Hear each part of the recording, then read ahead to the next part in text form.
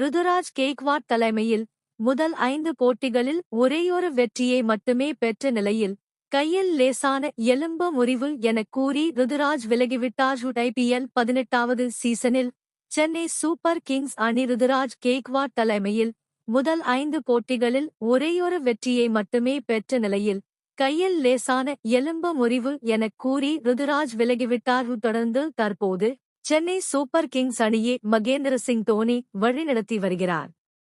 தோனி தலைமையில் அதிரடி மாற்றங்கள் நிகழ்ந்து வருகிறது. குறிப்பாக 6வது லீக் போட்டியில் தோனி கேப்டன்சியில் அஸ்வினை முன்கூட்டியே பேட்டிங் களமிறக்கினார்கள். இதனால் அஸ்வினுக்கு தோனி முக்கியத்துவம் கொடுக்கிறார் என கிரிக்கெட் விமர்சகர்கள் ரசிகர்கள் கருதினார்கள்.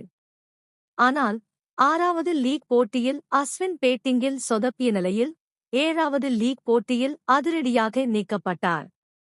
அஸ்வினுக்கு மாற்றாக வேகப்பந்து வீச்சு ஆலவுண்டர் அன்ஷுல் கம்போஜுக்கு அணியில் இடம் கிடைத்தது. இந்நிலையில் ரவிச்சந்திரன் அஸ்வினுக்கு இனி பிளேயிங் 11-இல் இடம் கிடைக்காது எனவும் வேகத்திற்கு சாதகமான பிட்ச்களில் அன்ஷுல் கம்போஜும் சுழலுக்கு சாதகமான பிட்ச்களில் ஸ்பின்னர் ஸ்ரேயஸ் கோபாலையும் களமிறக்க தோனி முடிவு செய்துள்ளதாக கூறப்படுகிறது. TNPL 2024 தொடரில் ரவிச்சந்திரன் அஸ்வின் தொடர்ந்து அபாரமாக செயல்பட்டார்.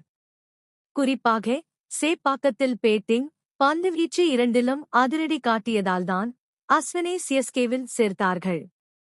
ஆனால் விளையாடிய 6 போட்டிகளிலும் ரவிச்சந்திரன் அஸ்வின் தொடர்ந்து படுமோசமாக சொதப்பினார். ஒரு போட்டியில் கூட தாக்கத்தை ஏற்படுத்தவில்லை. இதனால்தான் இனி அஸ்வினுக்கு வாய்ப்பு கொடுக்காமல் ஸ்ரேயஸ் கோபாலுக்கு வாய்ப்பு கொடுக்க தோனி முடிவு செய்து உள்ளாராம். இதேவேளை சென்னை சூப்பர் கிங்ஸ் அணி முதல் 7 போட்டிகளில் 2 வெற்றிகளை பதிவு செய்துள்ளது நிலையில் அடுத்த 7 போட்டிகளில் குறைந்தது 5 வெற்றிகள் வேண்டும் என்பது குறிப்பிடத்தக்கது.